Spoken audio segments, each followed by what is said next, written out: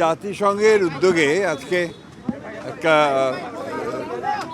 গোল table বৈঠক আহ্বান করেছিল।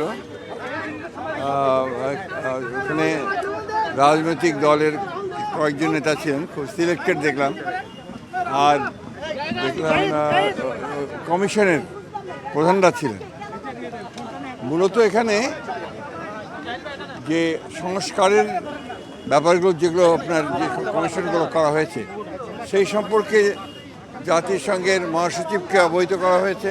সেটা নজরুল ইসলাম আসিফ নজরুল করেছেন।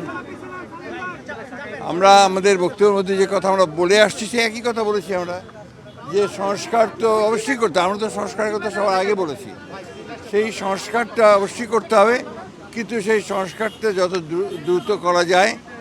আমরা যেটা বলেছি আমরা মূলত যে নির্বাচন কেন্দ্রিক যে বিষয়গুলো আছে সেগুলো করে ফেলা এবং তার দ্রুত ইলেকশন করা এবং একটা পার্লামেন্টের মাধ্যমে বাকি বিষয়গুলোকে আপনার করতে হবে। এটা একটা চলমান প্রক্রিয়া, সেই বিষয়গুলো আমরা বলে এসছি। কে? না না, উনি এই ব্যাপারে কোনো কমেন্ট করেন।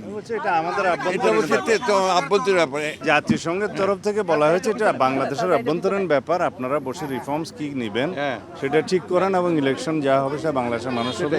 উনি বাংলাদেশে একটা স্ট্রং ডেমোক্রেটিক গভর্নমেন্ট আসবে সেটা আশা করেছেন এবং পৃথিবীর মধ্যে একটা নজির সৃষ্টি করবে আগামী ইলেকশন, এটা উনি আশাবাদ ব্যক্ত করেছেন।